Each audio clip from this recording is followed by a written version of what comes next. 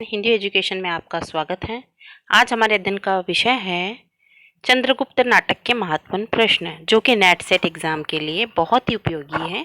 और इस सीरीज में हमने चंद्रगुप्त नाटक से संबंधित जितने भी महत्वपूर्ण प्रश्न बनते हैं उनको रखा है, जो कि आपके एग्जाम के लिए बेशक इम्पॉर्टेंट होगा और इसमें से एक दो क्वेश्चन आपको देखने को मिलेगी ही। तो चलिए शुरू करते हैं। चंद्रगुप्त नाटक के रचयिता कौन है? तो जाहिर सी बात है, आपको पता है कि जयशंकर प्रसाद। चंद्रगुप्त नाटक में कितने अंक हैं? ये भी प्रश्न पूछा जाता है। कितने अंक है? 4 अंक है।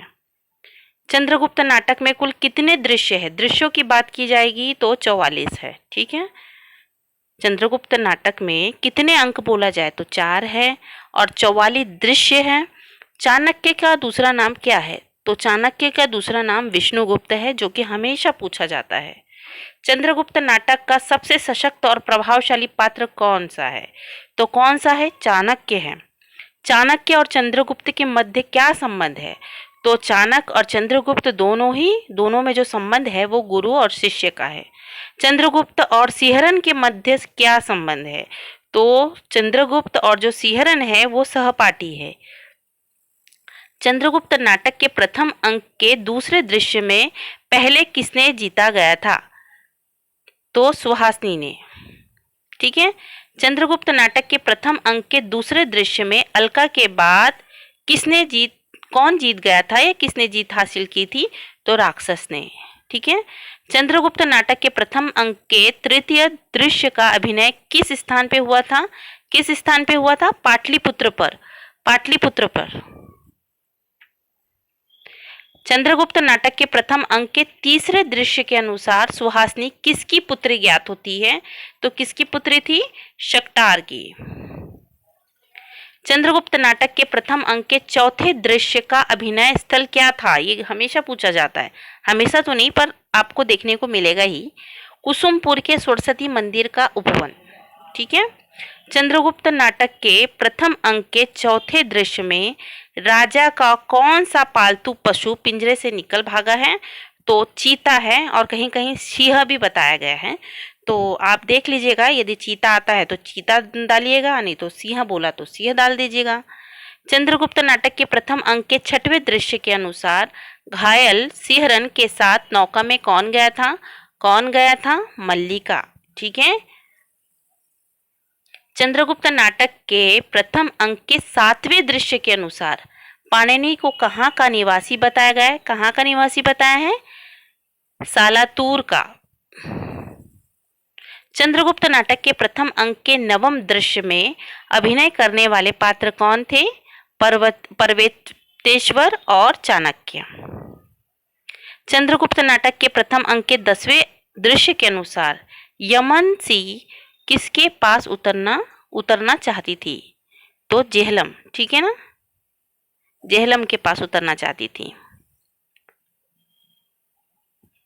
चंद्रगुप्त नाटक के द्वितीय अंक के प्रथम दृश्य में कार्नेलिया का अपमान कौन करता है? फिलिप्स करता है। ठीक है। कार्नेलिया का अपमान कौन करता है? फिलिप्स करता है। अलका किस देश को छोड़कर जाने की बात करती है? गांधार को छोड़ने की बात करती है। सिकंदर किसके मुख से जय सुनने का अभिलाषी था? दंडायन के मुख से वो जय सुनने का अभिलाषी था। अलका का प्रेमी कौन था? सिहरन। ठीक है। चंद्रगुप्त नाटक के प्रमुख पात्र कौन कौन से हैं? तो प्रमुख पात्र तो पूछा ही जाता है, आपको जोड़ी लगाने मिलेगा या फिर ऑड आउट करने मिलेगा, तो उसमें ये नाटक से संबंधित जो पात्र हैं वो पूछे ही जाते हैं। तो चंद्रगुप्त है, चाणक्य है, सिहरन है, पर्वतेश्वर है, नंद है, राक्षस है, वरुचि है, आम्बिक और सिकंदर। तो ये प्रमुख पात्र हैं। चंद्रगुप्त नाटक में कितने गीत है? अब गीतों का भी पूछा जाता है कि कितने गीत है? तो 13 गीत है। सुहासिनी किसकी प्रेमिका थी? राक्षस की। ठीक है।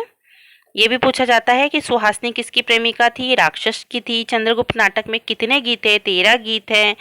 चंद्रगुप्त नाटक के प्रमुख पात्र कौन कौन से हैं? तो हमने बताया आपको। अलका किसकी प्रेमिका थी?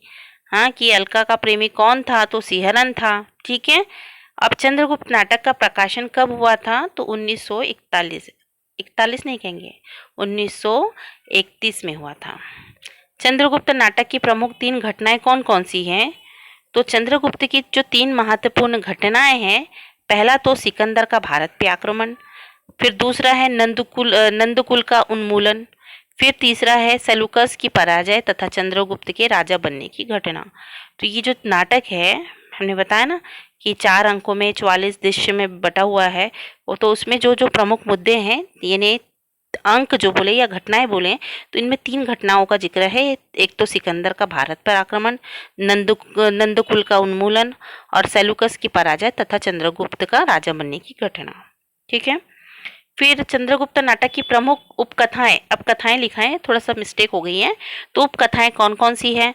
तो देखो, सिहरन और अलका की कथा है, फिर राक्षस और सुहासनी की कथा है, और पर्वतेश्वर और अलका की कथा है। ठीक है, ये 3 कथाएं चल रही है इसमें, उपकथाएं। ठीक है, सिहरन और अलका एक दूसरे के प्रेमी हैं। ठीक है ना।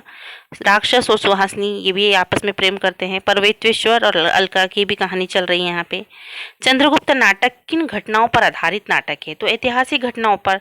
आपको पता है कि जयशंकर प्रसाद ने जितने भी नाटक लिखे हैं वो ऐतिहासिक नाटक है। उनका जो चंद्रगुप्त है, स्कंदगुप्त है, ठीक है, तो ये स्कंदगुप्त, चंद्रगुप्त और ध्रुव स्वामी, ये सब ऐतिहासिक पात्रों को उठाकर उन्होंने नाटक की रचना की है।